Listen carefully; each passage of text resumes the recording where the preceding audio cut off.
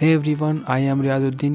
You are watching the Online Express YouTube channel Riaz IT Hub. Today I will be discussing the PG registration process. As you may already know, the registration process has started. And here the good news for internal students, there is no registration fee for applying the registration form. However, for external student, the fees is rupees 500 for registration. Make sure to watch the video till the end to understand the process of filling out the registration form. Let's start the process, and don't forget to subscribe to my channel Riaz IT Hub and Riaz Online Express. First, make sure to prepare the following document for registration process. Okay, 10th and 12th mark sheet, registration card, admit card, graduation final mark sheet, graduation registration certificate, passport size photo, signature, caste certificate. Any candidate use the following of the caste certificate: SC, ST, OBC, PWD or EWS certificate. Migration certificate for external student. Okay. Now आपका जो registration आया था, registration सबसे पहले registration link पे click करेंगे. उसके बाद आपको डेट ऑफ बर्थ फिल करना है. जो आपका 10th का सर्टिफिकेट में होगा सेम डेट ऑफ बर्थ लिखना है. फिर यहाँ पे जो आप मोबाइल नंबर लिखेंगे वो आपका रजिस्टर्ड मोबाइल नंबर हो जाएगा. ठीक है. फिर आपको पीजी और रेडियो बटन जो दिख रहा है वहाँ पे क्लिक करना है. फिर उसके बाद आई कन्फर्म पे क्लिक करना है. ठीक है. उसके बाद पूछा जा रहा है कि आप ग्रेजुएशन कहाँ से पास किए थे. अगर आप KNU के यूनिवर्सिटी हैं स्टूडेंट्स हैं, KNU यूनिवर्सिटी के ही स्टूडेंट हैं, तो आपको यस पे क्लिक करना पड़ेगा. अगर आप किसी और यूनिवर्सिटी से KNU में एडमिशन करा रहे हैं तो आपको नो पे क्लिक करना पड़ेगा. जब आप KNU के स्टूडेंट में यस अगर क्लिक कर रहे हैं तो आपको ग्रेजुएशन का डिटेल्स मतलब ग्रेजुएशन का रजिस्ट्रेशन नंबर और पुट करना पड़ेगा. उसके बाद आप किस कॉलेज से पास हुए हैं वो लिखना पड़ेगा यहाँ पे आपको. फिर किस ईयर में पासिंग हुआ है, पासिंग ईयर लिखना पड़ेगा. उसके बाद आपको एकेडमिक डिटेल्स देना पड़ेगा, जैसे फैकल्टी मतलब आपका आर्ट्स में एडमिशन लिए हैं इस बार मास्टर डिग्री में किस में एडमिशन लिए हैं, आर्ट्स हो या कॉमर्स हो साइंस. आपका डायरेक्ट में एडमिशन हुआ है या एंट्रांस बेस्ड एडमिशन हुआ है, तो मैक्सिमम सबका डायरेक्ट एडमिशन हुआ है यहाँ पे. तो उसके बाद आपको अवार्ड चूज़ करना पड़ेगा, मास्टर ऑफ आर्ट्स या मास्टर ऑफ साइंस. फिर उसके बाद डिसिप्लिन मतलब आपका ऑनर्स क्या, किस ऑनर्स में आप एडमिशन लिए हैं पीजी में, वो चूज़ करना पड़ेगा. जैसे आप ऑनर्स सेलेक्ट करते हैं ऑटोमेटिक आपका कॉलेज डिस्प्ले हो जाएगा. राइट साइड में आपका जो ऑप्शन है यहाँ पे कॉलेज में वो ऑटोमेटिक सेलेक्ट हो जाएगा, आ जाएगा. आपको सिर्फ सेलेक्ट करना पड़ेगा किस कॉलेज में आपका एडमिशन हुआ है. एडमिशन के बाद आप जिस दिन काउंसलिंग के बाद पेमेंट किए थे तो पेमेंट डेट डालना पड़ेगा कैलेंडर में. ठीक है. आप अपना एडमिशन रिसिप्ट चेक कर लेंगे, जो भी आपका रिसिप्ट में डेट होगा वो डेट यहाँ पे पुट कर देंगे. उसके बाद आपको लिखना है यहाँ पे किस कैटेगरी, कौन सी कैटेगरी. अगर आपका जनरल कैटेगरी में एडमिशन हुआ था, SC था, ST था, OBC था, तो आपको सिलेक्ट करना पड़ेगा वो. फिर इसके बाद आपको नेम डालना पड़ेगा यहाँ पे. तो जो भी नेम आप डालेंगे आराम से, जो भी आपका नेम है तो आपका जो सर्टिफिकेट में नेम है वही नाम डालेंगे यहाँ पे, मिस मैच नहीं होना चाहिए. तो देखो ये basic details, name, father name, mother name और डेट ऑफ बर्थ, ये सब आपका 10th से मैच करना होना चाहिए. जो भी आपका एजुकेशनल डॉक्यूमेंट है सब मैच करना होना चाहिए. अगर आपका मिस मैच होगा तो फिर आगे वेरिफिकेशन में इशू हो सकता है.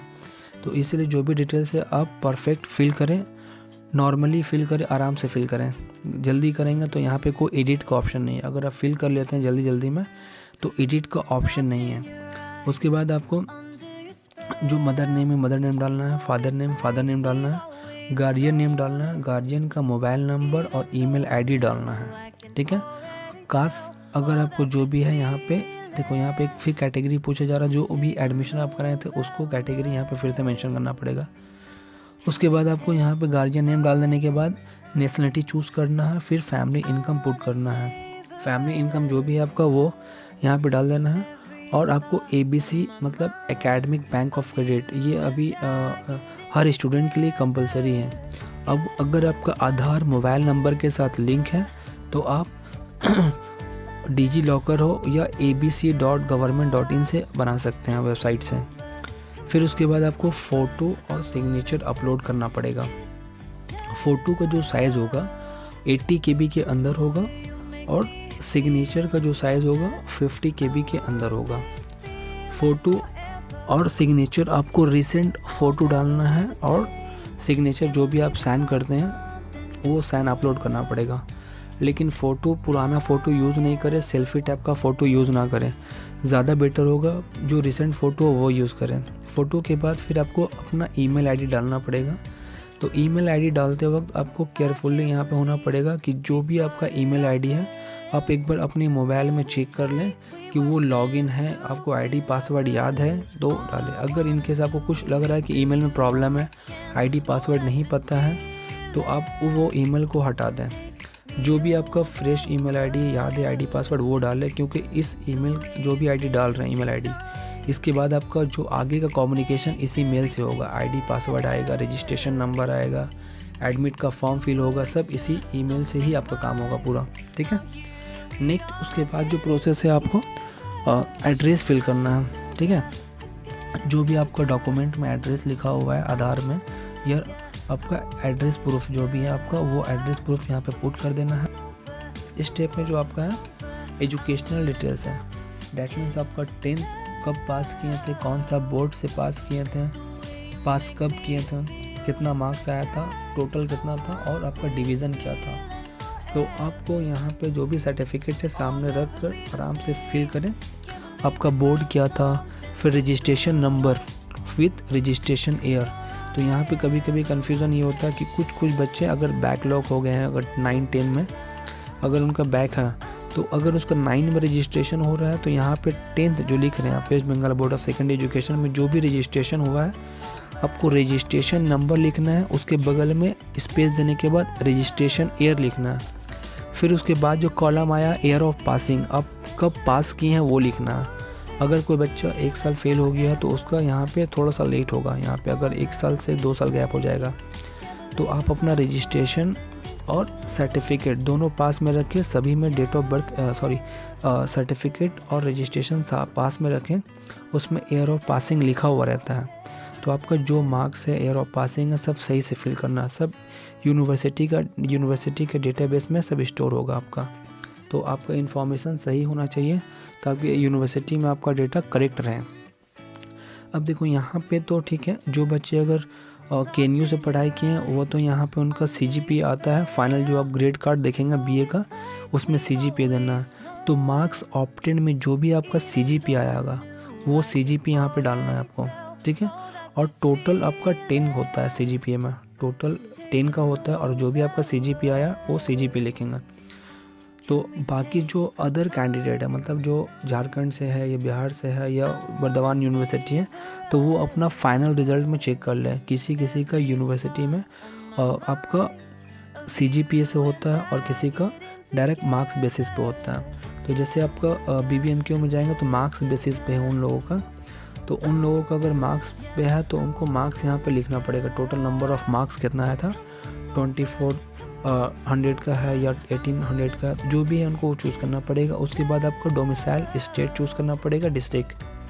अगर जो candidate out of West Bengal के हैं या आउट ऑफ यूनिवर्सिटी के नहीं हैं तो उनको यहाँ पे माइग्रेशन सबमिट करना पड़ेगा। ठीक है। माइग्रेशन इशू हुआ है तो वहाँ पे डालना पड़ेगा आपको। और जैसा कि हम बता रहे थे कि जो कैंडिडेट बाहर के हैं तो उनको यहाँ पे अपना फाइनल मार्कशीट में चेक कर ले, उनका CGP बेस है, जो भी रिज़ल्ट आया CGP पे है या टोटल नंबर पे है।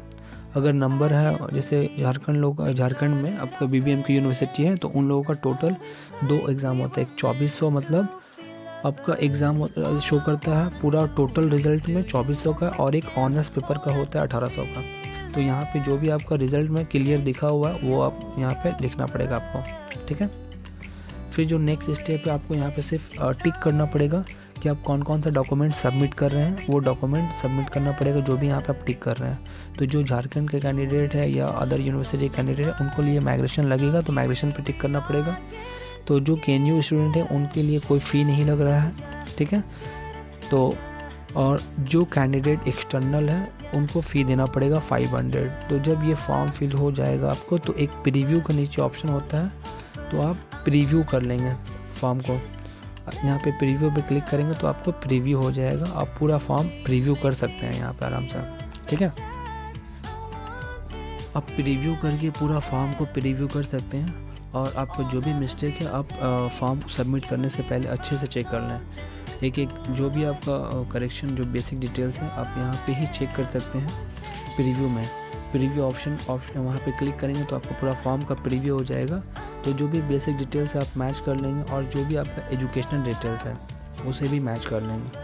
और आपका जो मोबाइल नंबर है और ईमेल आईडी ये थोड़ा सा आपको बढ़िया से ध्यान देना पड़ेगा यहाँ पे, क्योंकि जो भी कम्युनिकेशन होगा इसी में ही होगा आपको।